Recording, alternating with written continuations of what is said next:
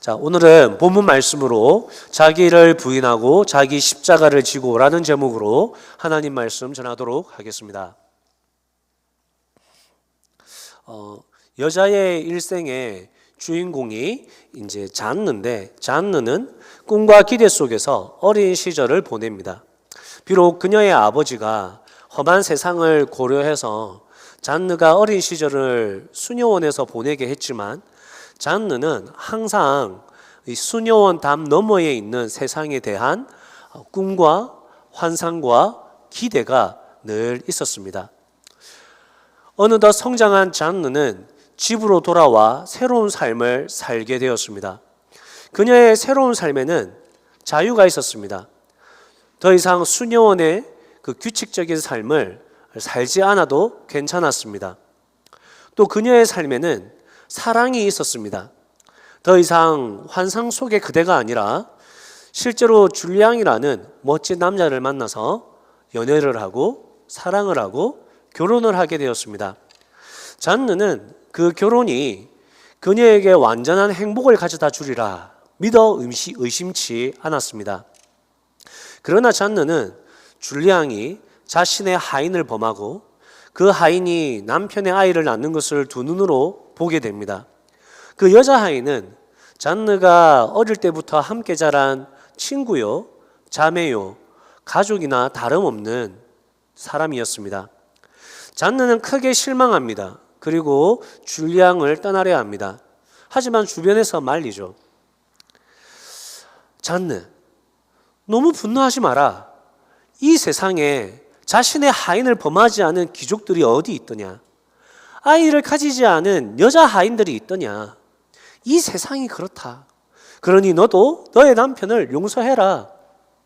우리가 들으면 말 같지도 않은 소리이지만 잔느가 살아가던 시대는 그랬습니다. 잔느는 누가 뭐라 해도 줄리앙을 떠나고 싶었지만 그럴 수 없는 또 다른 이유는 그녀도 이미 줄리앙의 아이를 가졌기 때문입니다. 잔느는 분노했습니다. 남편의 아이를 가진 것을 용납할 수 없었습니다. 하지만 아이가 태어나자 잔느는 그 아이에게 자신의 모든 관심과 사랑과 행복을 쏟아부었습니다. 잔느의 그런 마음이 이해되는 것은 잔느의 남편은 결국 한 번 더 외도를 하다가 상대방 여인의 남편에 의해 죽임을 당합니다. 그리고 잔느의 어머니가 세상을 떠났을 때 잔느는 그 어머니의 물품을 정리하면서 어머니 또한 아버지 몰래 불륜을 행했다는 것을 알게 됩니다. 뿐만 아니라 그녀의 아버지도 자신의 남편을 포함한 그 시대 남자들과 별반 다르지 않다는 것을 알게 됩니다. 잔느는 자신의 주변의 사람들과 세상으로부터 고통과 배신감과 분노감을 가졌습니다. 잔느는 이 세상 그 어떤 곳에도 마음 둘 곳이 없었습니다. 그래서 그녀는 그때부터 오직 아들을 바라봤습니다. 그래서 그녀는 언제나 아들과 함께하고 싶어 했고 아들의 모든 것을 채워주고자 했습니다. 그러나 그 아들이 장성한 후에 여자와 도박과 술에 빠져 방탕한 생활을 즐겼습니다. 그리고 그는 필요할 때마다 그의 어머니 잔느에게 편지를 써서 돈을 요청했습니다. 어머니, 고리대금업자에게 빚을 갚아야 합니다. 도와주십시오. 사업을 시작했습니다. 돈이 없습니다. 도와주십시오. 사업이 망했습니다. 돈이 없습니다. 도와주십시오. 한 여인과 가정을 꾸렸는데 아이가 있습니다. 생활비가 없습니다. 도와주십시오. 잔느는 늘 그런 아들에게 용돈을 보내주었고 돈을 보내주었고 그로 인해 그녀 또한 파산 직전의 상태까지 가게 됩니다. 그러다가 결국 아들은 돈 때문에 자취를 감춰버리고 아들이 장녀 사이에서 낳은 딸을 잔느가 두 손에 받게 됩니다. 잔느는 그 소녀를 보면서 크게 기뻐하고 감격합니다. 소녀를 받다는 것은 좋은 일이죠. 그리고 그녀의 이 마지막 말로 이 소설은 끝이 납니다. 인생이란 생각보다 좋은 것도 아니고 나쁜 것도 아닌가 봐요. 여러분, 이 말의 뜻이 무엇입니까? 인생은 좋은 것도 나쁜 것도 아니랍니다. 이 말은 인생은 좋을 때도 있고 좋지 않을 때도 있어서 좋을 때는 기뻐하고 좋지 않을 때는 좋을 때가 생길 때까지 좋을 일이 생길 것이니 그 좋은 일이 생길 것을 기대하면서 힘을 냅시다. 이런 말이 아닙니다. 이 말은 인생은 좋은 것도 나쁜 것도 아니라는 말입니다. 즉 인생은 아무것도 아니라는 말입니다. 물론 좋을 때가 있죠. 소녀로서 꿈을 꿀 때, 사랑하는 남자를 만났을 때, 결혼했을 때, 아이를 낳았을 때 좋을 때가 있죠. 근데 그 좋으면 뭐합니까? 그 기쁨 때문에, 그 좋음 때문에 고통이 찾아온다는 겁니다. 남편의 외도, 가정이 깨어짐, 아이가 정상적인 생활을 못하는 것. 그러니 좋은 것도 좋은 것이 아니고 좋지 않은 것도 좋지 않은 것이 아닙니다. 이것은 인생의 덧없음을 이야기하고 있는 것입니다. 그럼 이 책의 제목처럼 여자의 인생만 덧없습니까? 아닙니다. 사실 이 책의 진짜 제목은 인간의 일생입니다. 한국어로 번역하면서 왜 그렇게 번역되는지 모르겠지만 원어의 제목은 인간의 일생입니다. 이 소설의 저자인 기드 모파상은 여자의 일생뿐만 아니라 모든 인생이 좋은 것도 나쁜 것도 아닌 덧없는 인생이라는 것을 이야기하고 싶었던 것입니다. 저는 이 저자의 글을 읽을 때마다 무릎을 칩니다. 세 가지 이유 때문입니다. 첫 번째는 어쩜 이렇게 인간과 인간의 삶을 이렇게도 잘 표현했는가 하는 감탄입니다. 이 사람이 쓴 목걸이와 비계덩어리, 제가 이미 여러분에게 소개한 적이 있습니다. 인간의 탐욕과 욕망, 부조리한 사회, 인생의 덧없음을 그는 그의 글에서 냉철하게 잘 표현하고 있습니다. 두 번째로 제가 이 저자의 글을 읽을 때마다 드는 생각은 만약 이 저자처럼 이 세상을 바라본다면 사람들은 왜 살까? 사람들은 살아갈 이유가 뭘까? 좋은 것도 없고 나쁜 것도 없는 이런 세상을 사람들은 왜 살아갈까라는 것입니다. 실제로 이 저자도 인생의 덧없음으로 인해서 자살을 시도합니다. 그러다가 나중에는 정신병원에서 인생을 마칩니다. 인간이 이 세상을 살아갈 의미가 이 세상에 존재하지 않는데 아무런 의미 없이 삶을 살아내기에는 이 저자도 감당이 안 되었던 것입니다. 그러니 정신 이상을 겪을 수밖에 없었던 것입니다. 세 번째로 제가 가지는 생각은 그리스도인들은 삶에 대해서 절대 이런 해석을 해서는 안 된다는 것입니다. 특히 저와 함께 신앙생활하는 여러분들은 인생에 대해서 절대 이런 관점을 가져서는 안 될 것입니다. 혹시 여러분 중에 이 잔느의 마지막 말을 들으면서 그래, 인생은 그렇지. 인생은 좋은 것도 없고 나쁜 것도 없지. 뭐 좋으면 뭐 하겠어. 그 좋은 걸로 우리가 고통을 겪는데 나쁘면 뭐 하겠어. 나쁜 게 다 좋은 것에서 왔는데 다 그게 그거지 뭐. 인생은 원래 그렇게 의미 없어. 인생은 죽으면 끝나는 거야. 원래 그래 좀 인생은 허무해. 이 말에 동의하셨다면, 그리고 여러분들이 하나님을 믿지 않는다면 사실 이것은 인생에 대한 커다란 깨달음입니다.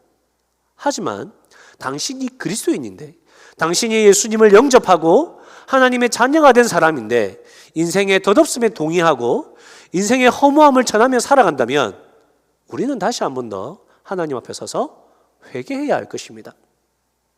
지난 주일 우리는 진짜 믿음의 특징에 대한 말씀을 들었습니다. 진짜 믿음의 특징은 가치관의 변화라고 했습니다. 그리고 가치관의 변화는 곧 하나님 중심의 삶으로의 변화라고 이야기했습니다. 하나님 중심의 삶은 결국 우리의 모든 삶을 하나님 안에서 재해석한다는 의미입니다. 여러분의 삶을 하나님 안에서 한번 재해석해 보십시오. 그 삶이 헛됩니까? 그 삶이 덧없습니까? 그렇지 않습니다. 허망한 인생을 살아갈 수밖에 없는 여러분을 하나님께서 부르셨습니다. 그래서 하나님의 자녀로 삼아주셨습니다. 하나님의 자녀 되었으니 이제부터는 네 마음대로 살아라가 아니라 하나님의 자녀로서 이 땅에서 하나님의 일을 하라고 하나님께서 우리를 부르셨고 우리를 이 세상에 남겨두셨습니다. 그 하나님의 일이 무엇입니까? 이 허망한 세상에 하나님의 통치가 있는 하나님의 나라를 세우는 것입니다. 생각해 보십시오. 교회를 한번 생각해 보십시오. 여러분, 교회가 소망이 있습니까? 교회는 소망이 없습니다. 헛됩니다. 그래서 여러분을 부르신 것입니다. 이 교회를 하나님의 나라를 세우라고, 하나님의 나라로 세우라고 여러분들을 하나님께서 부르신 것입니다. 여러분, 가정을 한번 생각해 보십시오. 이 세상에 가정이 소망이 있습니까? 헐뜯고 비난하고 상처 주고, 가장 많이 사랑해 주고 가장 많이 보호해 주어야 할 가족들이 상처 주고 미워합니다. 가정이 깨어지고 가정의 그 삶 속에서 덧없음을 발견합니다. 그래서 하나님께서 여러분을 부르셨습니다. 여러분의 가정에 하나님 나라를 세우라고, 네가 왕인 가정 말고, 네 뜻대로 하는 가정 말고 하나님의 나라인 가정을 세우라고 하나님께서 여러분을 부르셨습니다. 여러분, 이 세상을 보십시오. 소망이 있습니까? 없습니다. 서로 못 잡아먹어서 안달입니다. 살아남기 위해서는 다른 사람들을 깎아내려야 합니다. 자기 나라 잘 먹고 잘 살겠다고 다른 나라에 세금을 부과합니다. 법을 만들어 놓고는 나라의 지도자들이 법대로 정치하지 않습니다. 나라와 나라 사이에 중요한 협정을 맺어 놓고서는 시간이 흐르고 사람이 바뀌었다고 그 협정을 이행하지 않습니다. 강자에게 굴복하고 약자에게 주먹을 휘두르는 이 세상, 어떻게 헛되다고 말하지 않을 수가 있겠습니까? 그러나 우리는 이 세상을 헛되다고 말하지 않습니다. 우리가 바라보는 이 세상은 하나님께서 우리에게 맡겨주신 사역의 현장입니다. 이 세상은 오늘도 하나님께서 여러분을 통해 하나님 나라를 이루실 위대한 삶의 현장입니다. 이 세상에 반드시 하나님의 나라가 세워질 것입니다. 그 일을 위해 여러분들이 쓰임받을 것입니다. 하나님께서는 그래서 여러분을 하나님의 자녀로 부르신 것입니다. 즉, 하나님 안에서 재해석된 가정은 하나님의 나라 천국입니다. 하나님 안에서 재해석된 교회도 하나님의 나라입니다. 천국입니다. 하나님 안에서 재해석된 이 세상도 썩어 없어질 세상이 아니라 하나님께서 우리를 통해 완성해 가실 하나님의 나라입니다. 여러분, 그런 우리의 삶이 얼마나 의미가 있습니까? 헛되고 거짓되고 아픔과 상처로 가득한 이 세상과 사람들에게 천국을 소개하고 하나님의 나라를 세우는 일들을 감당하는 우리의 삶이 얼마나 가치가 있습니까? 얼마나 의미가 있습니까? 그렇게 의미 있는 인생을 사는데 여러분, 우리가 얼마나 기쁩니까? 그렇게 의미 있는 인생을 사니까 우리가 기쁘지 않습니까? 하나님의 자녀가 되어서도 기쁘고, 하나님 나라를 위해서 쓰임 받아서도 기쁘고, 하나님 나라를 위해서 열심히 살았더니 하나님께서 내 삶을 아름답게 빚어주시니 그 또한 기쁜 일이고, 우리의 삶은 기쁨의 삶입니다. 우리는 기뻐할 수밖에 없고 우리는 기쁨이 넘치는 삶을 살 수밖에 없습니다. 그런데 만약 여러분이 이 기쁨의 삶을 살고 있지 못하다면 여러분이 자신에게 물어야 할 질문이 있습니다. 그것은 예수님께서 제자들에게 했던 질문입니다. 너희는 나를 누구라고 하느냐? 너희에게 있어서 나는 어떤 사람이냐? 예수님께서 제자들에게 진지하게 물으셨습니다. 그리고 이제는 여러분에게 진지하게 물어보십니다. 조금 쉽게 생각해 보면, 우리가 이제 예배를 마치고 이제 이 예배당을 떠나는데 예수님께서 찾아오셔서 야, 우리 카페에서 커피 한잔 하자라고 이야기하신 겁니다. 예수님과 함께 1대1로 차 한잔 마시게 되었습니다. 얼마나 좋습니까? 그래서 예수님께 고민 상담도 하고 진로 상담도 하고 그동안 궁금했던 많은 것들도 여쭤보았습니다. 그리고 이제 헤어지려고 하는데 예수님께서 하나 물어보십니다. 얘야, 그런데 너에게 있어서 나는 누구니? 여러분, 이 질문에 대한 여러분의 답은 무엇입니까? 여기서 주의해야 할 것은 여러분의 삶의 열매, 여러분의 행동, 여러분이 그동안 행해온 많은 노력들을 생각하지 마시고 오직 여러분 마음 깊은 곳에서 나오는 진실한 고백, 그 정직한 마음의 고백을 예수님께 드려보시기 바랍니다. 여러분에게 있어서 예수님은 누구십니까? 아마 예수님을 인생의 구주로 영접한 분이라면 아마 대부분 예수님은 나의 참 구주이십니다, 예수님은 나의 삶의 주인이십니다 라고 고백할 것입니다. 그러면 그 고백에 대한 예수님의 대답은 무엇입니까? 너희가 정말 나를 너의 삶의 구원자로, 나를 정말 너의 인생의 주인으로 너희가 영접을 했느냐? 그리고 나를 따르기를 원하느냐? 그렇다면 너희 자신을 부인하고 자기 십자가를 지고 나를 따라오너라 라는 것이 예수님의 말씀입니다. 여기서 자기를 부인하는 것이 무엇입니까? 자기 깨어짐의 저자 김남준 목사는 자기 부인이란 자아에 대한 비판과 의지적 거부라고 말했습니다. 무슨 말인가 하니까 우리가 예수님을 진정으로 믿게 되면 우리 안에는 예수님을 따르고자 하는 새로운 자아가 생깁니다. 우리는 그것을 새로운 본능이다, 새 사람이다, 새 피조물이다 라고도 합니다. 우리가 예수님을 믿음으로 가치관의 변화가 일어나고 하나님을 최우선 순위에 둘 수 있는 이유는 우리 안에 하나님을 최우선 순위에 두는 새 사람이 창조되었기 때문입니다. 하지만 우리 안에는 여전히 원래의 자아가 존재합니다. 그 자아는 죄를 사랑하고 기뻐합니다. 우리는 그 자아를 옛 자아라, 옛 사람이다 라고 이야기합니다. 옛 자아가 추구하는 모든 것은 다 죄입니다. 왜냐하면 옛 자아가 하는 생각과 그 계획과 그 추진과 그 모든 방식과 그리고 옛 자아가 만들고 싶어하는 그 세상은 결국 나의 세상이기 때문입니다. 옛 자아에게는 결코 하나님의 영광과 하나님의 뜻은 없습니다. 그래서 우리는 자기를 부인한다고 하는 것은, 우리가 자기를 부인한다고 하는 것은 우리 안에 창조된 그 새 사람을 비판하고 거부하는 것이 아니라 우리 안에 있는 옛 자아를 비판하고 거부하는 것을 이야기합니다. 누가 그것을 거부합니까? 내 안에 성령님의 다스림을 받는 새로운 자아가 그것을 거부하는 것입니다.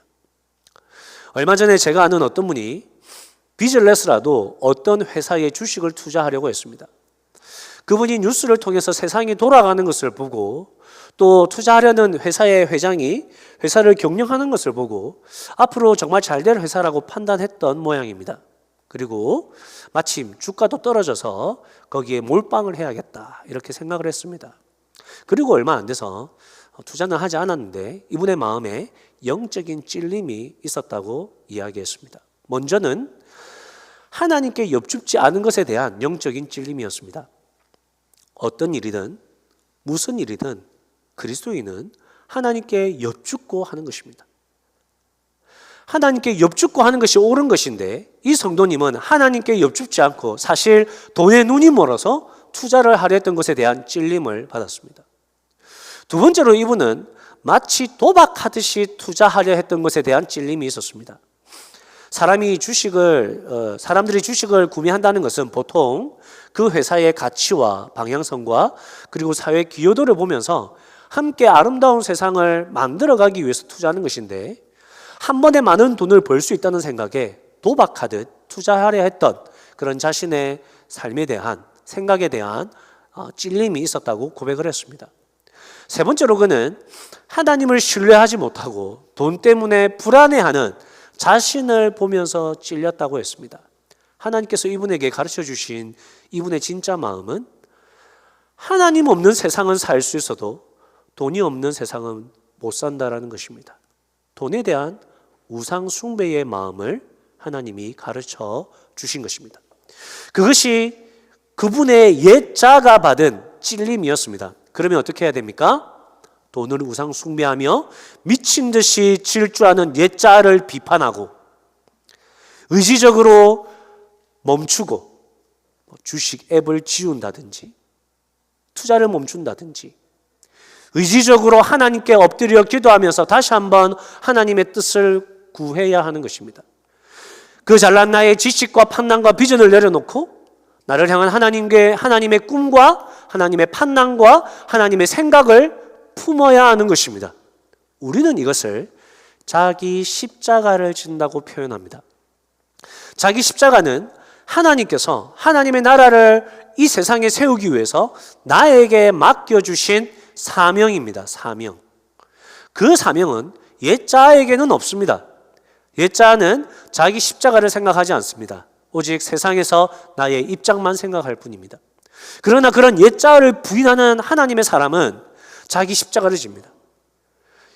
여러분의 자기 십자가는 무엇입니까? 예수님을 한번 생각해 보십시오. 예수님의 십자가는 무엇이겠습니까? 나무 십자가입니까? 그렇지 않습니다. 예수님의 십자가는 여러분을 구원하는 것이었습니다. 예수님은 여러분을 구원하기 위해 먼저 자신을 부인하셨습니다. 예수님의 자기 부인과 인간의 자기 부인은 질적으로 다릅니다. 하지만 예수님도 자신을 부인하셨습니다. 어떻게요? 하나님이신 당신께서 하나님의 속성을 내려놓으시고 인간의 몸을 입고 이 땅에 오신 것이죠. 그것이 예수님의 자기 부인이었습니다. 그리고 예수님은 자기 십자가를 지셨습니다. 왜요? 그 십자가를 져야지만 저와 여러분에게 지옥의 형벌에서 벗어날 수 있는 구원을 선물로 주실 수 있기 때문입니다. 예수님의 십자가는 분명했습니다. 예수님의 십자가는 우리의 구원과 우리의 생명과 우리의 행복과 우리의 천국과 하나님의 영광을 위한 희생이었습니다. 그렇다면 여러분, 우리의 십자가는 무엇입니까?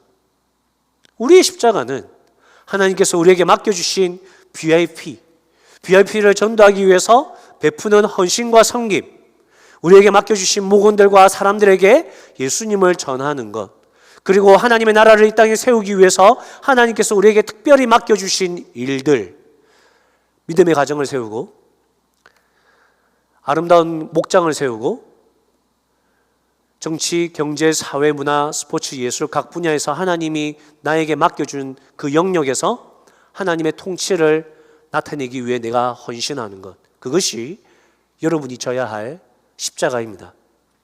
근데 여러분, 그 십자가가 무거우십니까? 주님의 이름으로 지어가는 그 십자가가 무거우십니까? 가벼우십니까? 때로는 그 십자가가 무거울 때가 있습니다. 왜 무겁습니까? 내 힘으로 그 십자가를 지어가기 때문입니다. 때로는 그 십자가가 기쁘고 즐겁고 가벼울 때가 있습니다. 언제입니까? 성령님의 능력으로 십자가를 지고 있을 때입니다. 우리가 십자가를 지는 것은 맞습니다. 우리가 십자가를 지는 것은 맞습니다. 하나님께서 우리에게 맡겨주신 십자가는 우리가 반드시 져야 합니다. 하나님께서 우리에게 십자가를 주실 때, 야, 너 좀 세상에서 맛 좀 봐라 하면서 부담스러운 십자가를 지어주신 것이 아닙니다. 하나님께서 우리에게 주신 십자가는 무엇입니까? 우리를 사랑하시기 때문에, 우리를 축복하시기 때문에, 우리에게 가장 적합하기 때문에 우리에게 그 십자가들을 맡겨주신 것입니다. 그런데 우리는 뭐라고 이야기합니까? 옆 사람과 비교하면서 왜 나에게는 이런 십자가를 주십니까? 버리고 피하고 도망가고 그 십자가를 지지 않으려고 합니다. 그것은 누가 하는 것입니까? 우리 안에 옛자아가 하는 것입니다. 옛자아는 어떻게든 하나님의 일을 안 되게 하고 우리가 하나님의 일을 하려고 할 때 주저앉으려고 합니다. 그래서 우리는 우리 안에 있는 새 사람으로 살아가려고 해야 합니다. 새 사람은 항상 성령의 능력으로 행합니다. 새 사람이 행하면 십자가의 삶이 어렵지 않습니다. 오히려 기쁘고 즐겁고 행복합니다. 아무리 고달프고 괴로운 일이 있다 할지라도 내가 진짜 하나님만 안 믿었으면 진짜 내가 진짜 저주받아가지고 이딴 소리를 하지 않습니다. 오히려 모든 것이 합력하여 선을 이루시는 하나님을 찬양합니다. 하나님을 기뻐하고 하나님을 사랑합니다. 왜냐하면 새 사람은 성령의 능력으로 살아가기 때문입니다. 여러분에게 있어서 십자가는 무엇입니까? 벌새는 영어로 허밍버드라고 합니다. 벌새는 이 세상에서 가장 작은 새 가운데 하나입니다. 몸 길이가 6cm밖에 되지 않습니다. 그보다 더 안쓰러운 것은 이 새가 가장 힘들게 사는 새라는 것입니다. 이 새는 정지 비행을 하여서 꽃의 꿀을 빨아먹고 사는데, 정지 비행을 하려면 날개짓을 1초에 50번에서 70번을 해야 합니다. 디지털 카메라로는 아예 날개가 찍히지 않을 정도로 빠른 속도입니다. 얼마나 그의 인생이 고되겠습니까? 그래서 그렇게 고된 인생을 살기 때문에 벌새의 수명은 4년이 고작입니다. 그런데 이런 벌새의 모습에서 우리는 옛자가 이끌어가는 대로 살아가려는 우리의 모습을 볼 수 있습니다. 하나님께 우리의 전 인생을 온전히 맡기지 못하고 우리의 힘으로 우리가 꿈꾸고 계획하는 세상을 만들어 가려고 하면서 허둥지둥하는 우리의 모습이 벌새와 같은 것입니다. 이런 벌새의 삶에는 불안과 불평과 힘듦과 좌절과 염려와 걱정과 아등바등하는 삶밖에 없습니다. 알바트로스라는 새가 있습니다. 알바트로스는 현존하는 새 가운데 가장 큰 새입니다. 몸 길이가 90cm이고 날개를 쭉 펴면 그 길이가 무려 3.5m나 됩니다. 알바트로스는 가장 큰 새일 뿐 아니라 가장 높이 그리고 가장 멀리 납니다. 이들이 비행하는 구간은 북극과 남극 사이입니다. 과학 전문지인 네이처의 과학자들이 이 새들에게 위치 추적 장치를 달아서 조사해 보니까 이들은 8,500km를 비행한다고 합니다. 이들은 한 번 뜨면 쉬지 않고 3,200km를 날아다닌답니다. 이들은 북극에서 유년기를 보내고 남극에서 성년기를 보내다가 새끼를 낳을 때 다시 북극으로 날아간다고 합니다. 그리고 이 알바트로스는 가장 오래 사는 새로도 알려져 있습니다. 평균 수명이 40에서 50이고 길게는 85살까지 산다고 합니다.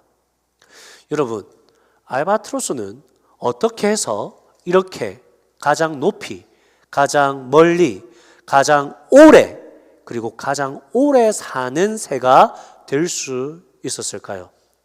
그것은 소위 역동적 활상과 활강이라는 이들의 비행 원리 때문입니다. 이 새들이 가장 좋아하는 것은 폭풍입니다. 폭풍. 이들은 폭풍을 가장 좋아합니다. 그들은 높은 벼랑 위에서 거세게 몰아치는 바람에 몸을 던집니다. 그리고 그 바람을 향해 날개를 펴고 폭풍 꼭대기까지 솟아 올라갑니다. 그런 다음 바람이 잦아들면 미끄러지듯 먼 거리까지 활강하는 방식으로 날아다닙니다. 이 새는 비행에 필요한 98%의 에너지를 바람에서 얻고 2%의 에너지는 자기가 날개짓을 한다고 합니다. 그래서 누군가는 이 새의 이름을 믿을 신, 하늘천 늙은이 옹이라 하여 신천옹, 하늘을 믿는 노인이라 부르기도 합니다. 그리스도인들은 신천옹과 같이 성령의 바람을 타고 하나님의 나라를 살아가는 사람들입니다. 너무나 많은 세상의 학문과 지식과 여러분의 방법과 여러분이 생각하는 계획과 스타일들이 여러분들의 삶을 너무나 쭈그러뜨리게 만들어 놓았던 것을 여러분 기억하셔야 할 것입니다. 그런 쭈그러진 삶은 그리스도인의 삶이 아닙니다. 그리스도인은 성령의 바람을 타고 사는 사람들입니다. 그러니 여러분, 날개를 펴십시오. 바람을 타십시오. 높은 곳으로 올라갈수록 두렵고 무서운 마음이 커지더라도 여러분을 날게 하시는 하나님을 믿으십시오. 하나님을 믿고 성령의 바람을 타고 여러분 날개짓을 하신다면 이 땅을 살아가는 것이 그렇게 어렵지 않을 것입니다. 하나님을 믿는 그 믿음으로 옛자가 추구하는 그 벌새의 삶을 버리시고 성령의 바람을 타는 신촌홍의 삶을 사시면서 여러분 정말 하나님의 나라의 기쁨을 누리고 그 기쁨을 전하고 나누고 성취하며 살아가시는 그런 여러분들 되시기를 주님의 이름으로 축복합니다. 우리 시간 함께 찬양할 곡은 거친 이 세상에서라는 곡입니다. 여러분 오늘 제가 기도할 때 시간을 드리겠지만 여러분의 그 계획과 목표와 꿈과 비전들은 하나님의 결제를 받은 것이어야 할 것입니다. 왜냐하면 우리는 옛자로 살아가는 자가 아니라 새 사람으로 살아가는 하나님의 사람들이기 때문입니다. 그렇다면 우리는 묵묵히 잠잠히 하나님 앞에 기도하면서 하나님께서 나를 향하신 뜻이 무엇인지를 치열하게 꾸준히 여쭈어야 합니다. 그리고 그런 기도와 또 삶에서의 또 말씀에서의 응답을 통해서 하나님을 향한 여러분의 계획과 뜻을 확신하고 걸어가면 그것이 하나님 나라를 위해서 여러분들이 살아가는 것이 될 것입니다. 그런 경험이 없다면 오늘부터 꼭 새롭게 시작해 보시기를 바라고, 이 찬양 가운데 말씀하는 그 십자가, 그것은 하나님께서 우리에게 주신 꿈입니다. 이미 하나님께서 하나님 나라를 세우라고 우리에게 주신 도전과 꿈과 소원이 있다면, 그리고 이 험한 세상을 사시다가 그것을 버리고 잊어버렸다면 이 찬양과 오늘 말씀을 통해서 끊임없이 하나님을 거스르는 옛자인 나의 옛자를 버리고 새 사람으로 다시 한번 이 십자가를 짊어지고 기쁨으로 전진할 수 있기를 소원합니다. 우리 찬양을 한번 배워보시고 아시는 분은 함께 큰 목소리로 불러주시면 감사하겠습니다.